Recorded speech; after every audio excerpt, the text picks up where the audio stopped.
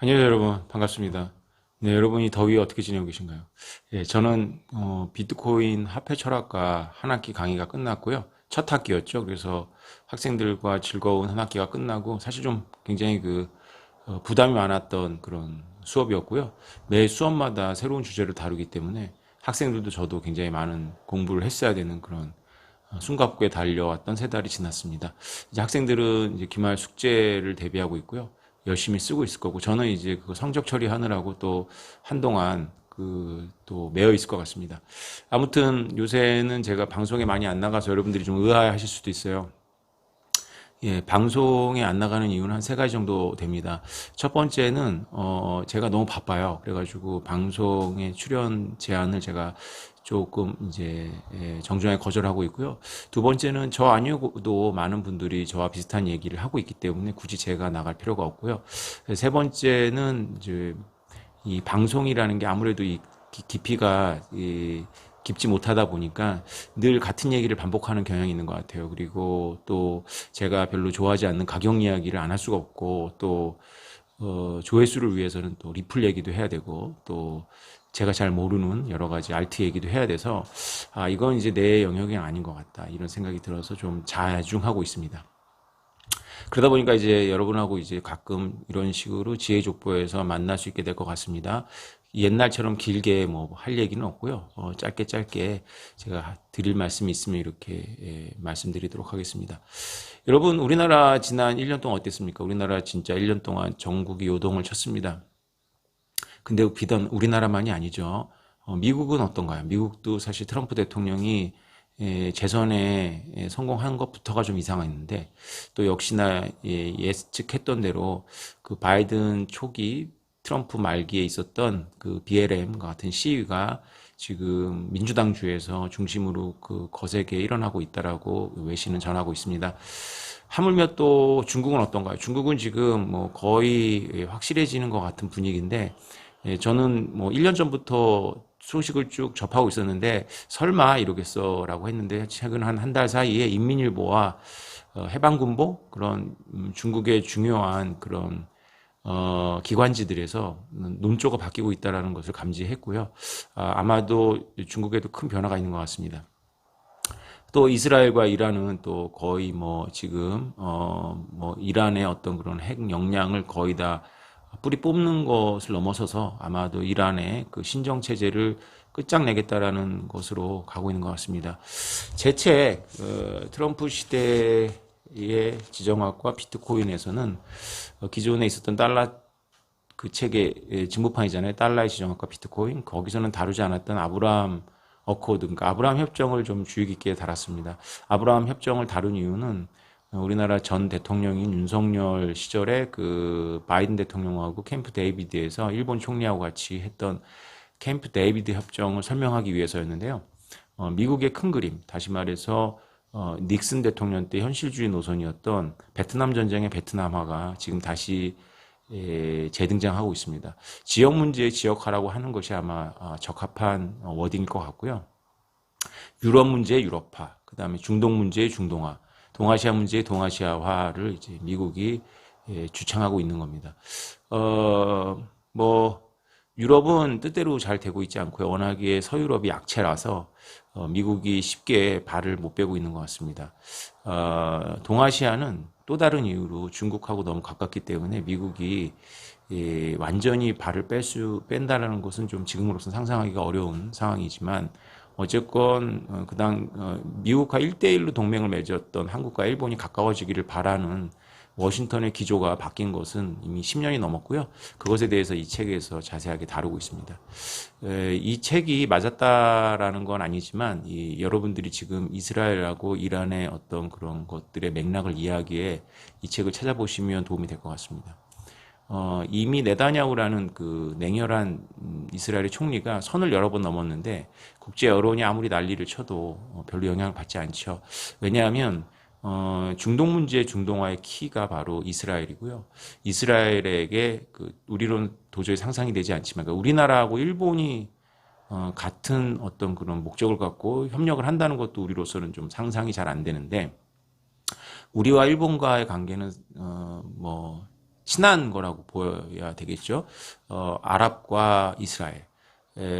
여러 번 전쟁을 했던 사이입니다. 그 아랍이 이스라엘에게 자신들의 방위를 맡기는 그런 아브라함 협정. 아브라함 협정을 뭐 한마디로 얘기하면 미국이 이스라엘에 후견을 하고 그 다음에 이스라엘은 사우디아라비아와 요르단과 그런 아랍의 왕국들의 후견을 하는 그런 방위 동맹이라고 볼 수 있습니다.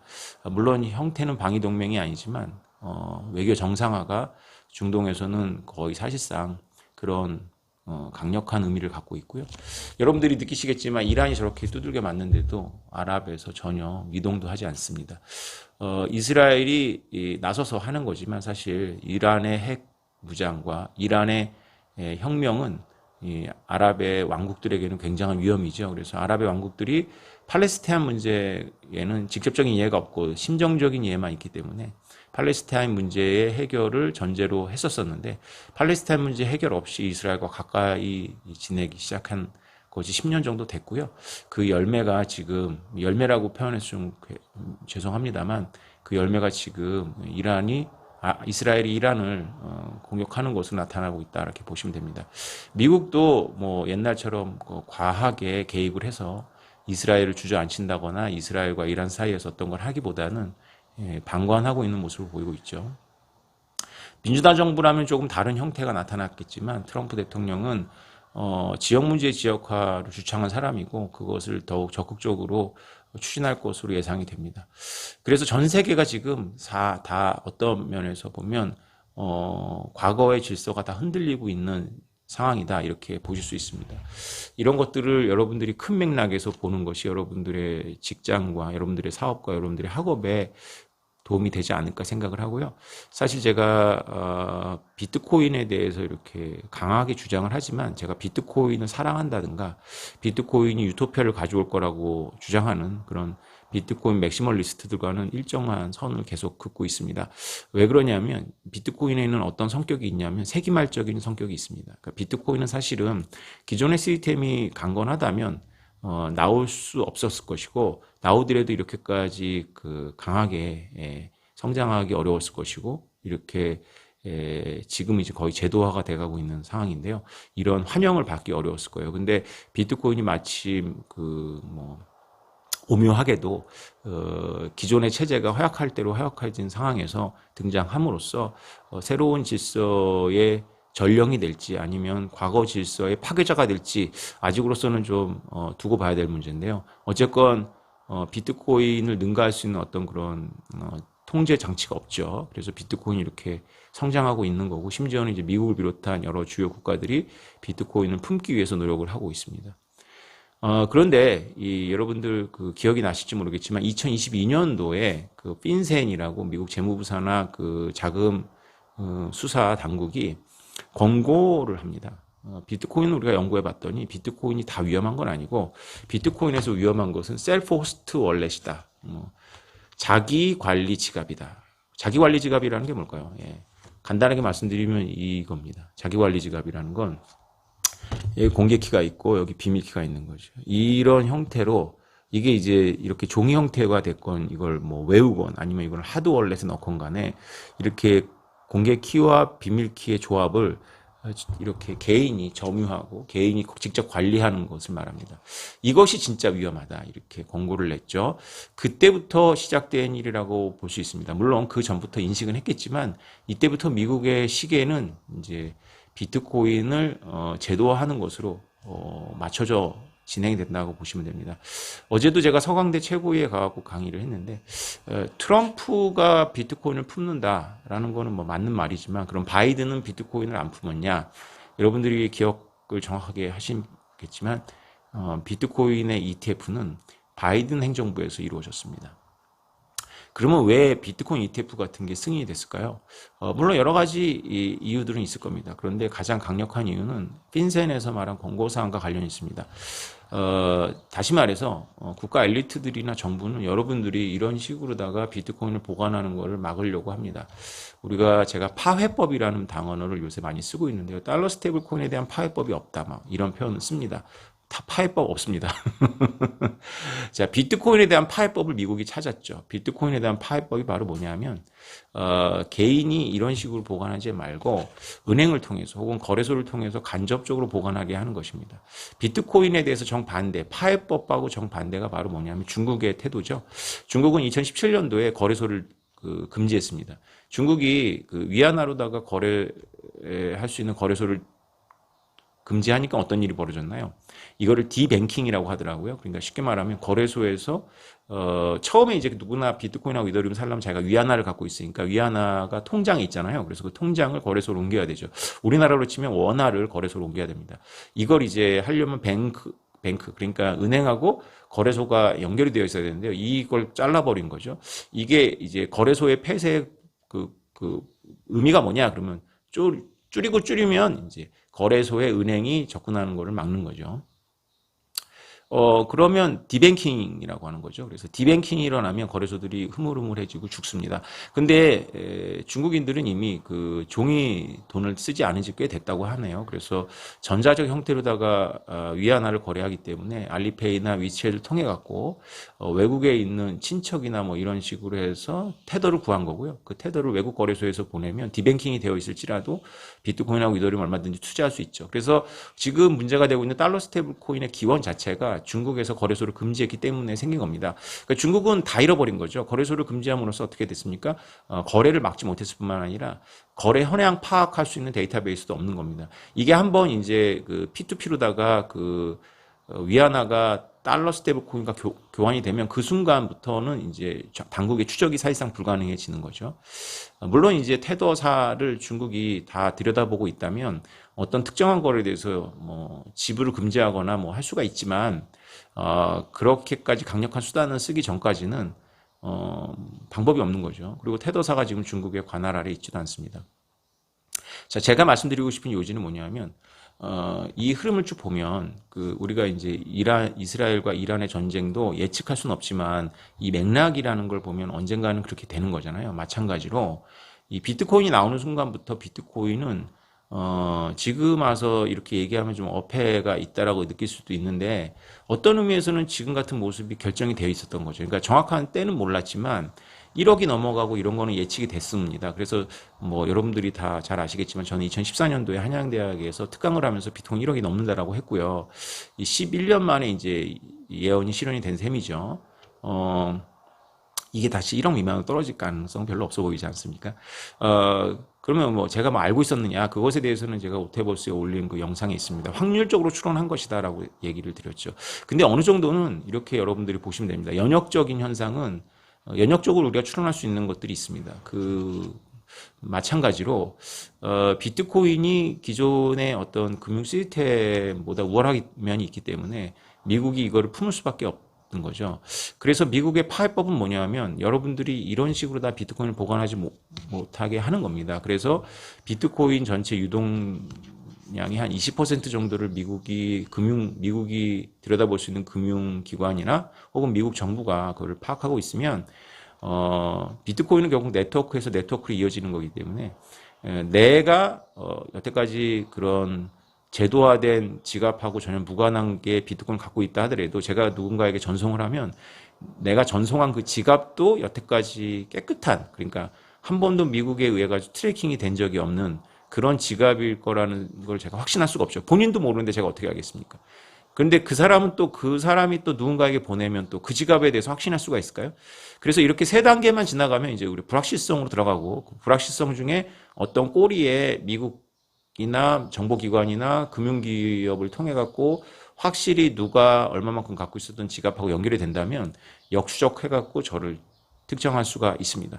이것이 증거가 있죠. 올해 2월 달에 비트코인 해킹이 일어났죠. 비트코인이 아니라 이제 이더리움 해킹인데 뭐 엄청난 금액이 해킹을 당했습니다. 거래소 해킹은 뭐 간혹 일어나는데 이번 해킹에서는 그 해커가 누군지를 바로 이틀 만에 특정을 했죠. 그 라자루스라는 북한의 해커 그룹인데요. 그게 어떻게 특정이 된 거냐면 이번에 여러 쪽에서 이제 이 코인을 옮겨야지 이제 추적이 불가능하고 어려워지니까 쪼개는 과정에서 여러 지갑이 동원됐는데 예전에 다른 해킹에서 사용됐던 지갑하고 연결된 거죠. 그 지갑을 재사용했을 수도 있고 그냥 연결될 수도 있는데요. 그 지갑이 바로 라자루스가 사용했던 지갑이라는 걸 알고 있었기 때문에 이번에 확진을 한 겁니다. 이런 식으로 그 비트코인을 파요할 수가 있어요. 더 나아가자면 제가 언젠가 다른 영상에서 말씀을 드렸는데요. 미국이 한 뭐 절반 이상의 그런 비트코인을 파악하고 나서는 미국이 제가 비트모빅을 비트코인에서 하드포크한 것처럼 예고를 하고 비트코인을 하드포크할 수가 있습니다. 그래서 굉장한 갈등이 일어나겠죠. 그 비트코인을 하드포크해 갖고 양지화 되어 있는 비트코인 외에는 전부 그 블로킹 해갖고 다시 그 발행량만큼 미국이 이제 발행해서 나눠준다거나 할 수 있겠죠. 그러면 이제 지금의 어떤 그런 뭐 비트코인 DNA라면 그걸 당연히 거부하겠지만 앞으로 시간이 많이 지난 부자들, 부자가 된 비트코이너들은 그걸 거부하지 않을 거예요. 저는 이걸 언제 느꼈냐면 2014년도에는 윙클보스 쌍둥이가 SEC의 비트코인 ETF를 승인한 걸 가지고 반대하는 운동이 일어났어요. 그거 자체가 이제 불경하다고 생각한 거죠. 비트코인이 금융기업을 통해서 대신 산다고 비트코인을 직접 점유하는 게 목적인데 뭐 이러면서 반대 운동이 심각하게 일어났는데 사실 그때 용량 대전이라는 걸 치르면서 비트코인에 대해서 이게 순혈적인 어떤 그런 거친 생각을 하고 있었던 그런 아주 그 비트코인은 그 개인의 자유의 극단적인 어떤 그런 보호막이야 뭐 이런 극단적 자유주의자들은 그 당시에 많이 비트코인을 버리고 갔습니다. 그래서 그런지 이번에 작년에 비트코인 ETF가 미국에 승인이 될 때 비트코인 세계가 모두 환영하는 분위기였지. 뭐 퉁명스럽게 뭐 몇 마디 하는 사람들은 있긴 있었지만 뭐 길에 들어 눕거나 뭐 이거를 반대하기 위해서 자신의 비트코인을 털어갖고 반대 캠페인을 벌이거나 한다는 얘기는 들어보지 못했습니다. 그만큼 이제 서서히 비트코인도 야성을 잃고 있는 거죠. 그렇게 야성을 잃다가 어느 순간이 됐을 때 이제 따뜻한 양지에만 있다 보면 거친 황야로 나갈래 아니면 니네 양지에서 우리가 다 파악한 비트코인으로 다시 한번 리셋할까 하면 저는 리셋으로 많은 지갑이 이동할 거라고 생각합니다. 여러분의 생각은 어떠신가요? 여러분들의 각자 의견이 뭐 있으시면 여기다 뭐 댓글을 달아주시고요. 이게 비트코인에 거의 하나밖에 없었던 파해법이에요. 이 파해법을 미국이 찾은 거죠. 그래서 이 파해법을 실천하고 있기 때문에 여러분들에게는 지혜가 필요합니다. 여러분들은 그러니까 거래소나 이런 걸 이용하면서 비트코인을 갖고 있으면 결국은 그냥 그 순한 양 같은 그런 가축 같은 비트코인을 갖고 있는 거죠. 저 높은 곳에 계신 분들이 여러분들이 안 했으면 좋겠다라고. 우리나라는 아직 그런 공부가 안 되신 것 같고요. 우리나라는 오히려 정치인들한테 제가 이걸 나눠주고 있습니다. 왜냐하면 공부를 하셔야 어쨌건 파해법도 생각나지 않겠습니까? 그냥 거래소만 들여다보고 있으면 한 번도 안 해본 거죠. 그래서 처음에 모빅을 하드포커 했을 때는 막 나눠줬죠. 책에다가 메타버스와 돈의 미래 이렇게 넣어갖고도 했는데 비트모빅이 너무 빠르게 가격을 가져버리는 바람에 비트모빅에 가지고도 이거를 못합니다.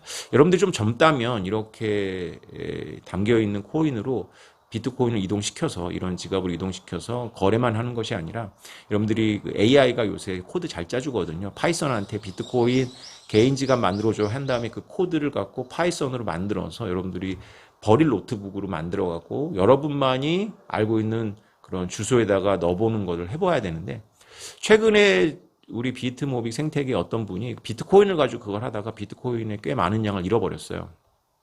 코드가 좀 잘못될 수가 있거든요. 그래서 이런 훈련은 평상시에 해놓지 않으면 계엄 사태 때 같은 일이 벌어집니다. 계엄 때 여러분들 어땠습니까? 허둥지둥 했었죠. 거래소가 닫히고 막 하고 우리나라에서만 비트코인이 폭락하는 이상한 현상이 발생했는데요. 평상시에 이런 거를 훈련해 놓지 않았기 때문에 허둥지둥 하는 겁니다. 여러분들이 평상시에 이렇게 개인 지갑으로 옮기고 보관하고 거래하는 훈련을 하도록 하기 위해서 비트모빅 커뮤니티에서 가치를 가질 수 없는 비트모빅 테스트 코인을 만들었습니다. 이름은 모테인데요. 영어로 MOTE입니다. 여러분들이 안드로이드나 애플 아이 스토어에서 MOTE를 치시면 어플리케이션을 다운받을 수 있고요. 그 어플리케이션으로 그게 이제 비트코인의 블루 월렛을 가지고 만든 거기 때문에 비트코인 훈련용으로 딱 좋습니다. 비트모빅회관이 전국에 7곳이 있는데요. 서초동에 있고요. 서울, 수원에 있고 그다음에 광주, 대구, 그다음에 부산, 전주에 있습니다. 대전에도 커뮤니티 센터가 있고요. 그리고 외국에도 이제 우리가 거점을 마련해갖고 이 비트모빅 테스트 코인을 무상으로 드립니다. 이렇게 하다 보면 이게 가치를 가질 수가 있어요. 그래서 이게 오래전부터 육군사관학교 동문회라든가 혹은 뭐 수사기관이라든가 여성회계사 모임이라든가 이런 데 제가 제안을 했거든요. 여러분들이 이거 알아야 되기 때문에 우리 모빅 생태계와 같이 이렇게 테스트 버전을 한번 운영해 보자. 근데 뭐 몰라서 그런 걸 수도 있고 이거의 필요성을 못 느껴서일 수도 있는데 본인들이 그냥 다 안다고 생각하는 게 좀 있어요. 근데 사실은 직접 해보면 하나도 알고 있지 않았다는 걸 느끼실 겁니다. 해보는 게 중요하고요. 그래서 그냥 저희 모빅회관에서 전국에 7개의 센터가 있으니까 여러분들이 오시면 그냥 100 모태씩, 그러니까 비트코인으로 해당하면 100개죠. 100개씩 여러분들이 얻을 수가 있습니다. 이게 가치를 가질까봐 이걸 못하고 있었다가요. 가치를 안 갖게 하는 방법을 찾았어요. 그게 뭐냐면 주기적으로 서버를 리셋하는 겁니다. 그래서 가격을 시장에서 가질 것 같으면 이제 모빅처럼 가격을 가지기 전에 이제 리셋을 해버립니다. 어느 순간에 이제 없어지는 건데요. 없어질 거를 받으러 오는 거 좀 귀찮잖아요. 그러면 여러분들이 어떤 사람을 시켜서 대신 가게 한 다음에 그분들한테 전송을 받아도 되겠죠. 그래도 너무 자주 리셋을 해버리면 자꾸 모빅회관에 와야 되니까 그래도 1년 이상은 좀 서버를 운영할 생각이고요. 리셋하고 나서도 이제 다른 또 테스트 코인을 만들어서 또 이전되게 만들 거니까요.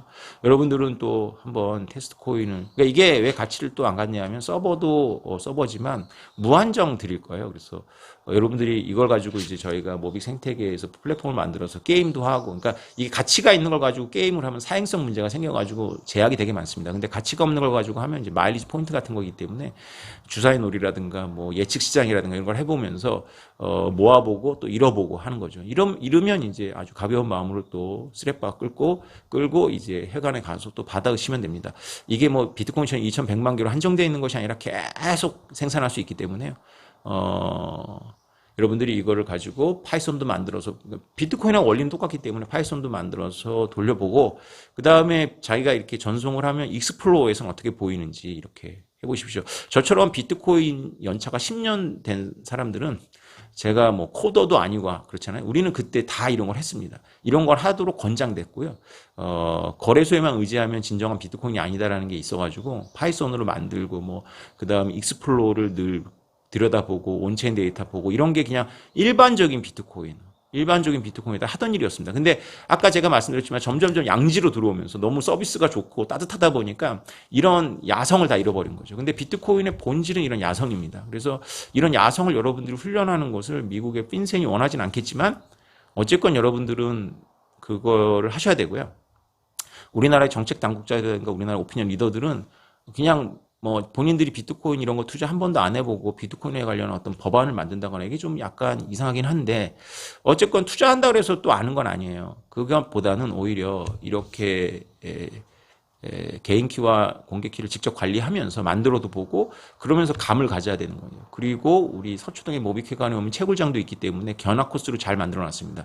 매주 금요일 2시부터 3시까지는 그냥 자유롭게 개방을 해 놓으니까요. 거기 직원이 상주하니까 와서 견학하면 되고요. 그래서 채굴기도 보고 그리고 실제로 이 본회도 보고 바다도 보면서 이 감을 가져야 돼요. 저는 14년도에 비트코인 공부하고 제가 주사위하고 동전으로 이걸 만들어서 거래소 사가지고 보낸 들어가는 걸 보면서 제가 느낀 바가 컸습니다. 뭔가 말로 다 설명할 수 없었지만 그때 감이 딱 왔어요. 아, 이거는 정부가 못 막는구나. 아, 이거는 거의 개인 점유적 자산의 끝판왕인데, 물론 뭐 저는 이제 금융 공부를 계속 했기 때문에 그거에 대한 어느 정도 배경 지식이 있어서 이런 깨달음으로 바로 갈 수 있었던 거지만 어쨌건 그런 게 없더라도 여러분들이 딱 직접 사용을 해보면 야, 이 은행하고 뭐가 다른지 뭔가 말은 못하겠지만 이게 정말 대단한데라는 생각이 딱 드실 거예요. 여러분들이 디지털 그런 시스템의 그런 비자 마스터 혹은 뭐 온라인 뱅킹을 이용한다 그래서 그게 비트코인하고 전혀 비슷하지 않거든요. 근데 우리가 디지털인가 굉장히 비슷할 것 같잖아요. 전혀 느낌이 다릅니다. 그래서 여러분들이 직접 해보는 걸 권하고요.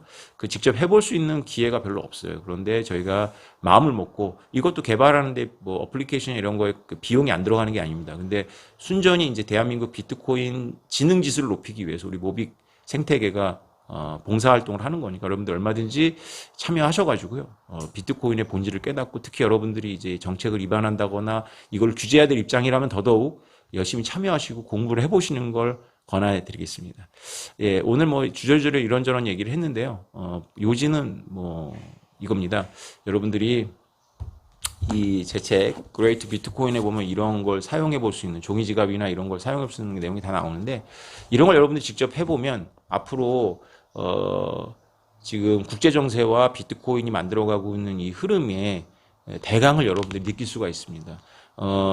이런 거더라고요. 달러 스테이블 코인에 대해서도 지금 말이 많고 원화 스테이블 코인 말이 많은데 제가 어제도 서강대에서 은행 분들한테 강의를 했어요. 여러분들 직장 없어진다라는 이야기를 했는데 지금은 되게 황당하게 들릴 거예요. 그런데 비트코인 1억이 넘는 게 10년 걸려서 이루어지듯이 그것이 진짜 근본적인 변화라면 결국은 우여곡절을 통해서 그렇게 가게 되어 있습니다. 달러 스테이블 코인은 그런 근본적인 변화고요.